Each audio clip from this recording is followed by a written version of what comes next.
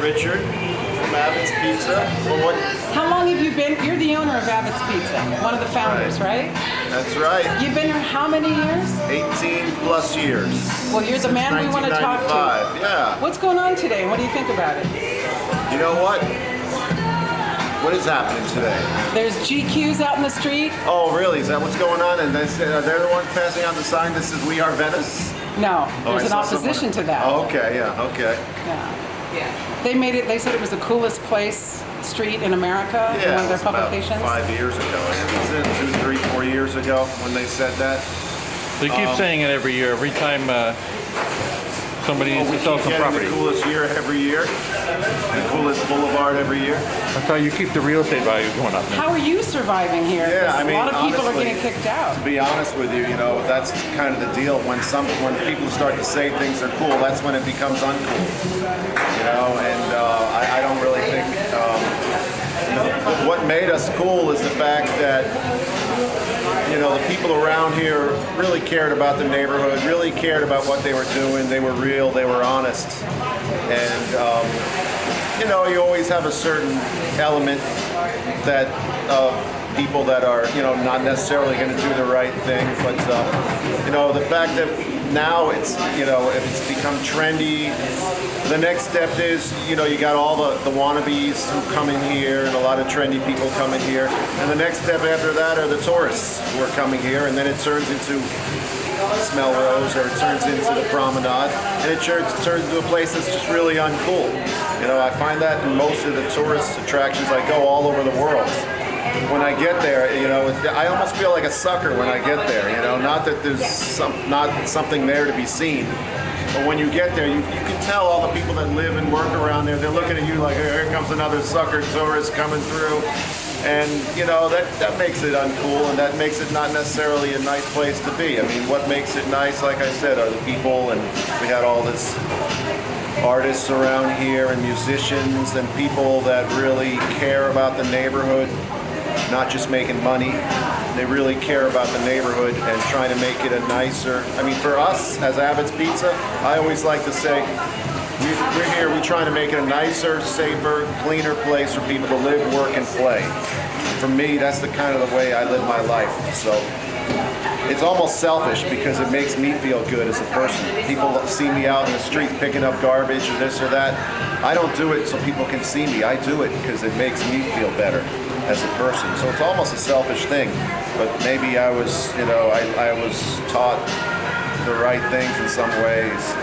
So I think that's what it's all about, doing the right thing. And I think we all know what the right thing to do is, but because of the world we're in society, we don't necessarily always do that because we're bombarded with so many other things, whether it's, on TV or media or magazines or just, sick people in general teaching to us. We're not listening, filtering the right things. Do the right thing, and we all know that. Whether it's God or your conscience, you know what the right thing to do is, You pick somebody up when they're down, You pick up some litter off the ground. Help somebody out if you see them, not feeling good, even if it's a homeless person, talk to them for a little bit. And that may not necessarily be giving them $1 to make yourself feel good and then walk away, because you might actually be killing them. Giving them $1, $2. I've seen 3 or 4 homeless people over the years die out here on the streets. A lot of people in the neighborhood, they'll go call the cops. They'll give the homeless guy $5 or a couple of dollars, and they'll just walk away, but they won't spend the time to talk to him or try to really help him. And then all they're doing is giving them, feeding their addictions and stuff like that. So, but I mean, as far as GQ and all that stuff goes, it seems to me that they're probably here to make money and to do business, which is not necessarily a bad thing, but I think there's a right way to do business. You treat people right. For me, here at Abbott's Pizza, I try to treat everybody with respect and dignity and show them, that we appreciate their hard work. Because I think if you take care of your employees, you take care of the people around you, they're in turn going to take care of you. And it's the same thing with the neighborhood too. Take care of your neighborhood, they're going to take care of you. So hopefully that's why we're here 18 years later, and we'll be here another 18 years. And you hire local people, is that correct? You started out doing that. Yeah. Are you still able to do that? actually work with Venice 2000 over the years. I think they've even changed name over the years, but a lot of the community organizations who work with kids who have one foot in the door and one foot out.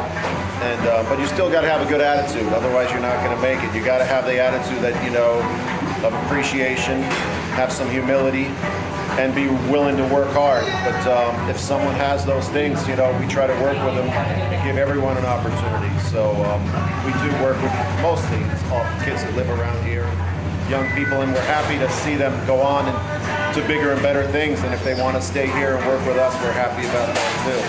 So. Are you part of the Merchants Association? Because I understand they were the ones that coordinated this GQ thing. You know what? I'm not.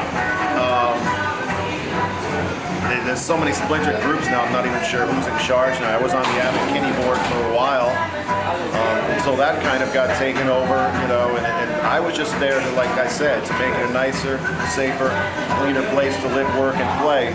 And there was so many other, like, octopus arms coming in with all these other ulterior motives, whether that, you know, they were representing the businesses or they were lawyers trying to get in. You know, our politicians, I hold them responsible, and the people on the zoning board. I don't blame the business people because they're just trying to make money. And the fact that everyone's coming up to this street and like piranhatizing it now because it's like a popular place, I don't necessarily blame them, but it's up to the people who are in charge, giving everyone all these variances to build all these buildings and letting everyone open up and open up and open up to the point where there's no parking. There's garbage everywhere. It's overcrowded. Our politicians promised us, I've been here almost 20 years, I've been living here for 25 years, they promised us 20 years ago, whether it was Ruth Galanter, and then Cindy Misakowski, Bill Rosendahl, and now Boehner, who was Bonner. He was Galanter's little assistant running around after her years ago. They all promised us that they would stop all this development because this is not a main, I mean, this is only like an 8-foot sidewalk out there. Okay, this isn't even the, you know, New York City with 30, 40-foot sidewalks. This is a quiet residential neighborhood with limited parking. No matter how many structures you think you're going to put here to ease that problem, you can't. I blame the politicians and the zoning people because they're responsible. If a big business wants to come in here, it's up to them to say, oh, you want to come in? Okay, but not on Abbot Kinney. Go to South Central. Go to East LA. Go to the other parts of the city that need to be developed. There's a way to do it. Everybody wants to come and glom onto here, and they're going to piranhatize it and leave us with nothing but bones. That's what happens. Like I said, you know, it gets trendy. The next will be all the tourists coming, all the rents go up, and the only people that can afford those high rents, because there's no parking around here, are all the big corporate stores that don't really have to sell anything. They're just here as a storefront to be seen for exposure. How safe are you? Well, you know, we're not necessarily so safe. I mean, our rents are going up too. Thankfully, our landlord, even though they own a lot of property, they seem to be, you know, pretty fair with us. And thankfully, we're keeping the place, you know, with delicious food and excellent service and keeping it clean, so our customers appreciate us in the neighborhood, and hopefully they continue to appreciate us, and we appreciate them. But I mean, I don't own the property, so it's everything's a gamble. But unfortunately, that's what I see with a lot of businesses around here, and it's really tough.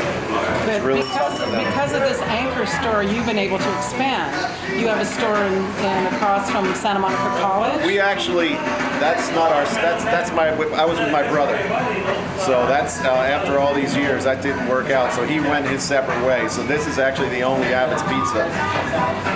The original, and so if I have to, you know, I mean, to be honest with you, you know, instead of paying $10 a square foot or whatever people are paying on the boulevard now, $8, $10, $12, $15 a square foot, I can go, and with no parking, you know, I can go someplace else in the city and pay $2, $3, $4 a square foot with parking, you know. So, but we're happy to be here on the boulevard. But you know, I like to tell it like it is, and I think I pretty much said a lot right now.